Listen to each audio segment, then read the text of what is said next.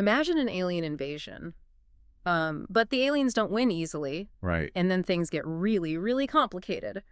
That's the electrifying premise we're diving into today. Yeah, it's a fascinating setup. We're delving into, well, this scenario from your source material, exploring humanity's, let's say, fraught relationship with an alien species they call the race. Or, more commonly, the lizards. Right, the lizards. And our mission today really is to pull out the most important bits of knowledge, the insights from these sources. Okay.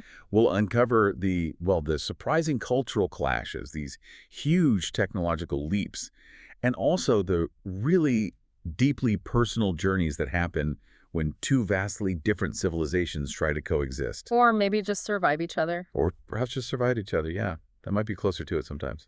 So get ready for some surprising facts and hopefully just enough humor to keep you hooked as we embark on this custom-tailored deep dive. Okay, so when the race's conquest fleet first showed up on Earth, which, by the way, they call TOSEV 3. TOSEV 3, right? What did they actually expect from us? You know, the big uglies, as they call us. Yeah. It sounds like their intel was, well, a bit off. Oh, significantly outdated. I mean, they really anticipated encountering submissive primitives. Seriously? Yeah, people fighting with spears and beasts and chainmail. That level. Wow. What they actually found was a planet, completely embroiled in an immense war. World War II, basically. Right in the middle of it. Exactly. Humans wielding machine guns, cannon-carrying land cruisers, tanks, killer craft that spat death from the air, radio, telephones. A totally different ballgame. Completely. And maybe most surprisingly, humans were already working on guided missiles and on nuclear weapons. Nukes. That must have been a shock. It totally upended their whole invasion plan. A massive miscalculation. Okay, so given that huge miscalculation, how did they even manage to get any kind of foothold? What happened after that initial shock wore off? Well, look, despite some really fierce battles, the race hadn't quite conquered everything. Not a total win. No, not at all. More than half the land area of TOSEV 3 did come under their control, eventually. But several, not empires. Not empires. I love that term. What does that even mean to them? It's a totally strange notion of government to the race, independent nations. But these human territories remained independent. And crucially. And crucially, they were full of nuclear weapons. Ah. So Fleet Lord Advar, the commander, he quickly realized he couldn't afford to wreck the planet. Why not? If they're invaders. Because a colonization fleet was already on its way, only 20 local years behind his own fleet. So they needed the planet intact. Exactly. The goal was colonization in the long run, not just smashing everything up. Right, okay. So the conqueror, Atvar, suddenly finds himself forced into this totally unexpected role. Diplomat. Yeah, talk about a pivot. How challenging was that for him, going from invasion commander to, negotiator? Oh, incredibly challenging. Right. On, multiple fronts. He found diplomacy with us, the obstreperous big uglies, really difficult. Because our governments made no sense to him, pretty much. Our ideas of sovereignty, independent states, just alien concepts. But, maybe even harder was dealing with his own fleet. Really? Why? Well, they were loudly and unhappily surprised that Earth wasn't just a fully conquered world handed to them on a platter. They expected an easy win. They did. Imagine being geared up for conquest, thinking you're the conquering hero, and then suddenly you have to sit down and, talk to the primitives you were supposed to crush. Didn't go down well. What an incredible setup. Okay, this leads us to another really fascinating aspect of this whole saga. Cold sleep. Ah, yes, the interstellar travel necessity. How did both species use it, and what were the sort of bigger implications of this technology? Well, both species use cold sleep for traveling between stars, but there's a big difference in how good they are at it. Oh. The race has, tens of thousands of years of development behind their cold sleep tech. So for them, it's incredibly reliable. Standard procedure. And for humans? For humans, Yeah. we used it out of sheer necessity because we had to get to the stars. But it was definitely a little riskier. Riskier how? Physically? Mentally? Both, probably. I mean, look at Sam Yeager. He's a great example. Born way back in 1907. In 1807. Right. He goes into cold sleep in 1995 and wakes up in 2031. On the human starship, the Admiral Peary. So he's effectively ancient. Technically, he's 124 years old. Yeah. But the source says he only remembered 70 of those years. Whoa. That time gap. Exactly. This technology, while it's vital for getting between stars, it takes this immense psychological toll. It kind of blurs your sense of who you are, where you belong. I can only imagine. And so what was it like for these human travelers like Sam when they actually arrived at Tau Ceti, the race's home planet, which they just call home? Yeah, just home. Simple. Sounds like it must have been a profound culture shock. Or maybe just... Oh, it was a Right. complete sensory and cultural assault, just totally alienating. How so? Well, first off, from orbit, the constellations were wrong. Sirius and Procyon had lost their principal stars. Imagine looking up and the sky is just fundamentally incorrect. Disorienting, to say the least. Massively. Then, on the surface, home was just this miserably hot, dry world, especially compared to Earth. Not exactly welcoming. Not for humans, no. Someone like Karen Yeager, Sam's daughter-in-law, she'd burn with the greatest of ease. Just step outside and sizzle. Ouch. And the little things, too. The race cared nothing for cold drinks, which baffled the humans. Yeah. They just craved ice water, for heaven's sake. No iced tea on home, huh? Apparently not. And their architecture, too, seemed alien. Walls painted this muddy, greenish-brown, low ceilings, no carpets anywhere. Stark. And even the wildlife. Even the animals were strange. Instead of birds, they had these bat-winged things, described as pterodactyloids. Okay, yeah. That really paints a picture of just how fundamentally different their world was. Absolutely. Every sense was telling the humans, you are not home. So amidst all these differences, all this friction, this deep dive introduces us to a really unique character, Kassquit. Ah, Kassquit, yes. Who is she, exactly? And why is her existence so pivotal to understanding this whole interspecies dynamic? Well, Kassquit is biologically human, a big ugly by hatching, as the race might put it. Okay. But she was raised by the race entirely on their starship. She grew up speaking only their language, knowing only their culture. Wow. So fully immersed. Completely. She's even considered a citizen of the Empire, but she exists in this state of profound identity crisis. Stuck between worlds. Exactly. Feeling neither fish nor fowl, as the saying goes.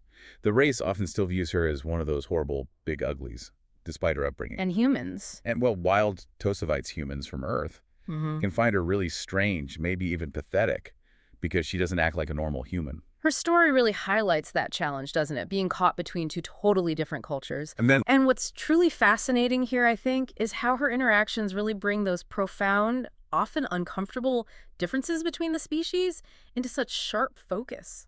Absolutely. For instance, her insistence on following race customs, like appearing unclothed in certain situations. That is normal for the race. Yes, but it deeply surprises Karen Yeager, who feels it's just necessary for Tosavites, for humans, to wear some form of wrapping, clothing. So it's not just a cultural thing, it's deeper. It seems like it points to these deeply ingrained biological differences that dictate social behavior. Modesty versus not. But then you get this really poignant moment. Yeah. Kassquit finds this deeper sense of belonging, this spiritual moment when she visits the Imperial Mausoleum, surrounded by the spirits of emperors past. More connection with the dead than the living. It seems that way. She feels more accepted there among the history and tradition of the race than she does among living individuals of either species. It's quite sad, really. Yeah, it is. And then, on top of all that, a truly unexpected development for someone caught between two worlds. She gets pregnant? Yes. That throws a whole new wrench into things. That must have opened up a whole new set of cross-cultural problems, conundrums. Absolutely. She becomes pregnant by a human, Frank Coffey. And her experience of pregnancy contrasts so sharply with the race's biology. How so? Well, she struggles with morning sickness, for example, which is a concept totally alien to race physicians. They just don't experience it. Huh. Never thought about alien morning sickness or lack thereof. Right. And Kassquit expresses this really powerful desire for her child to be a complete and perfect Tosavite, a human. Unlike her own upbringing. Exactly. She mentions how her own ability to make human facial expressions had atrophied because she had no humans to interact with growing up. She wants her child to have that connection. So this raises that critical question, doesn't it? Could she, or maybe her child, actually serve as a bridge between the two species? That's exactly what Topimols, the race psychologist character, ponders. He sees it as this experiment, almost. An experiment in interspecies understanding. Yeah, but with these incredibly profound personal stakes for Kassquit and her child. Okay, so stepping back to the bigger picture. what does all this tell us about interspecies relations in this universe? We just see constant friction, constant misunderstanding. Yeah, and a lot of it stems from these really fundamental differences in how they view the world, how their societies work. Like the not empires? Exactly. The race, they're used to literally thousands of years of imperial conquest, a single unchanging empire, and a totally static society. Static. How so? Well, their technology, their social structures, they haven't really changed in millennia. So they struggle immensely with human concepts like independent states vying with each other. The not empires. Right. And things like snout counting. That's their colorful term for democracy. Still counting. Seriously. Yep. Fleet Lord Atfar just dismisses it as ridiculous. For them, conquest means complete assimilation under one single unchanging hierarchy. Our messy, chaotic political landscape is just utterly baffling to them. Meanwhile, you mentioned their technology was static. Humans observed that the race's tech was highly sophisticated, highly effective, and highly static. That's a key observation, yeah. That's fascinating. Why was it static? It seems tied to their rigid imperial structure. Unlike human technology, which was already in ferment even before the lizards came, constantly changing and developing. Right, we're always tinkering. Exactly. The race's scientific advancement had just plateaued for ages. So when humans started innovating like crazy under the pressure of the invasion, Especially with FTL travel. particularly with faster-than-light travel, yes, humans rapidly caught up and in some areas even surpassed the race. Whoa! That must have flipped the script. Completely. And that dramatic shift in the balance of power becomes this major source of tension and, frankly, fear for the race. Suddenly, their millennia-long dominance feels threatened. And some of the cultural clashes are just, well, frankly, quite peculiar. You mentioned ginger before. Ah, yes, ginger. Seems harmless, right? A spice. It's an herb from Earth, from Toes of Three. Yeah.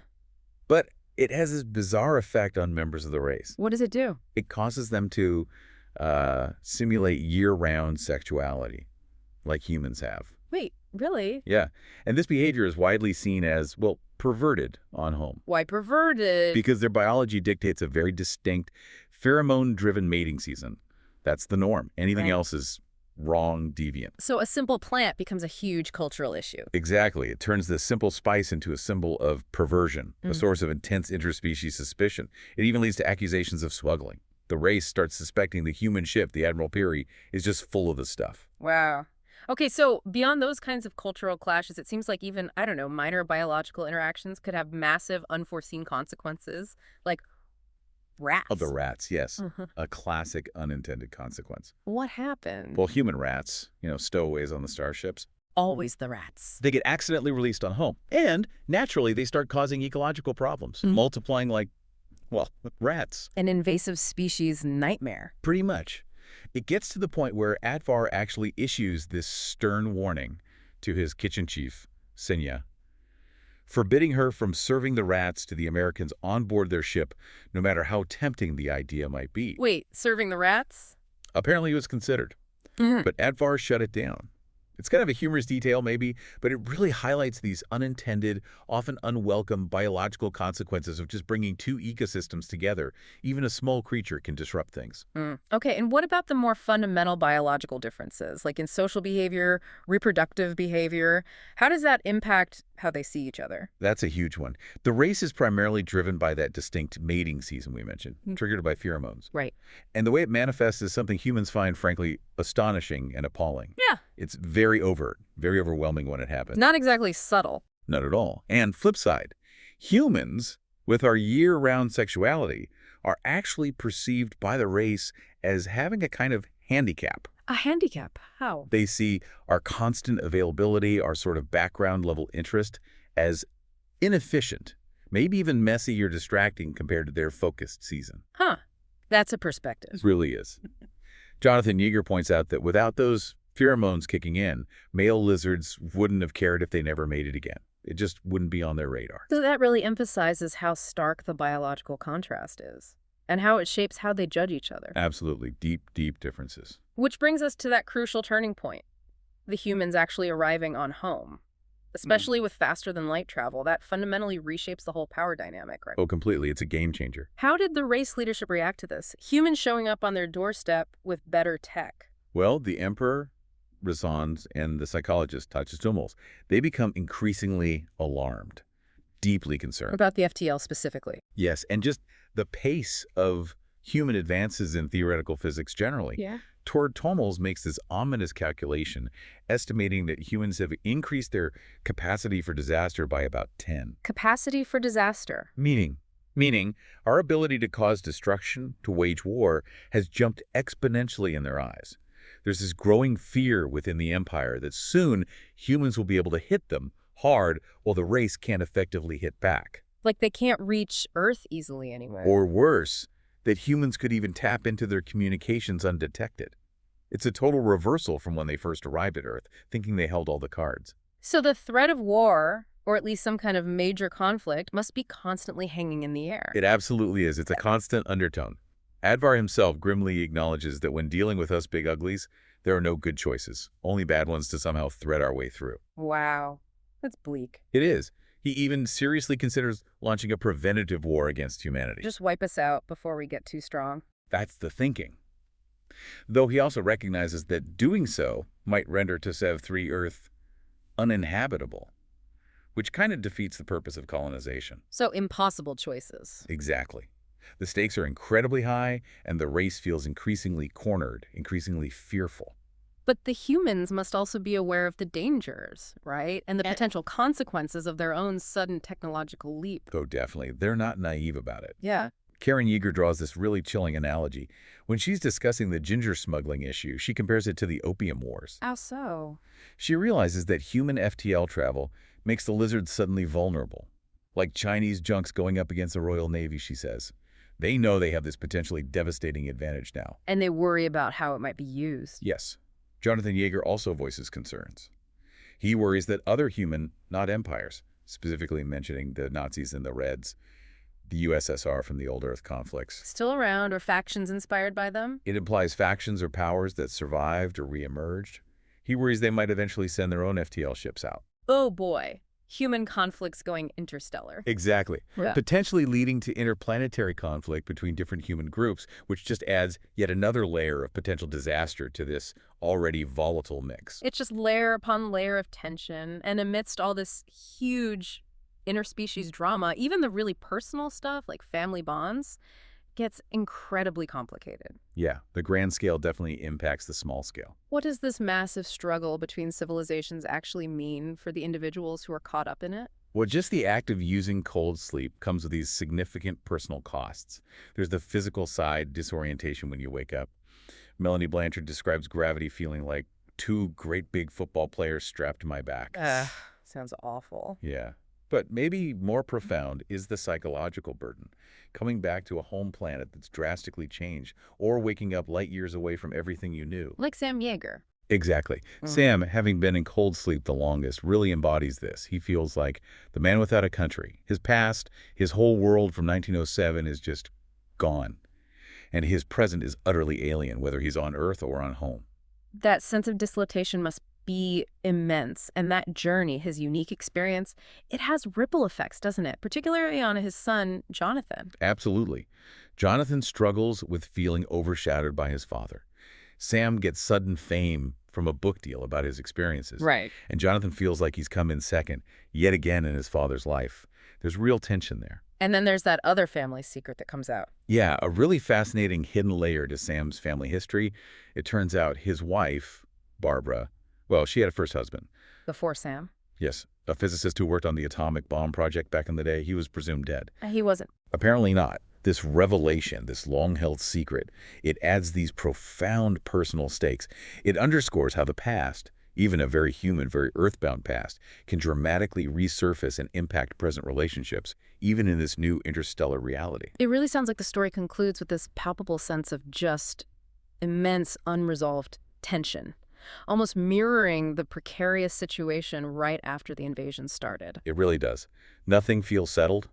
The race continues to deeply distrust humans.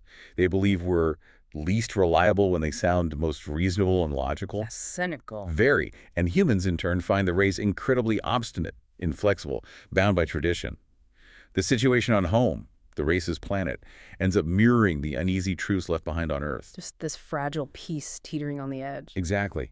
And it leaves you with this haunting question. Can simple cultural dislike, these biological incompatibilities, these profound misunderstandings, can that stuff ignite conflict where maybe straightforward political differences haven't or haven't yet? It's a scary thought. Despite the huge interstellar scale of it all, it really often seems to boil down to those individual interactions, those moments of maybe a grudging respect or just profound misunderstanding between two beings. Precisely. You have characters like Sam Yeager who somehow managed to forge this kind of grudging respect, maybe even a unique form of friendship with certain members of the race, like Fleet Lord Atfar himself. Against all odds. Absolutely. But it's shown as this constant uphill struggle, fighting against ingrained prejudice from both sides, these huge cultural differences, and always that shadow of potential interstellar conflict looming over everything. So personal relationships can emerge. They can. It shows that, even across light years and vast biological gulfs. But they are incredibly fragile things in this environment. So we've journeyed through this world where an alien invasion didn't just lead to simple conquest like they expected. Far from it. Instead, it just spiraled into this incredibly complex web of diplomatic stalemates, breathtaking technological leaps on the human side anyway, Mostly, yeah. profound cultural misunderstandings, and these really deeply personal dilemmas for everyone involved. And this deep dive, I think, really reveals how fundamentally things like biology and culture can shape not just our individual lives, but the entire course of interstellar civilization. Yeah. It really underscores that if you want true understanding, you often have to confront your own deepest biases. Yeah. You have to somehow acknowledge the validity of perspectives that might feel utterly alien to your own way of thinking. It definitely raises an important question for all of us thinking about contact, even here on Earth sometimes. When vastly different groups or species meet, is conflict just inevitable? Or is there a chance? Or can genuine understanding somehow bridge even the widest gulfs of difference? Something to definitely mull over until our next deep dive.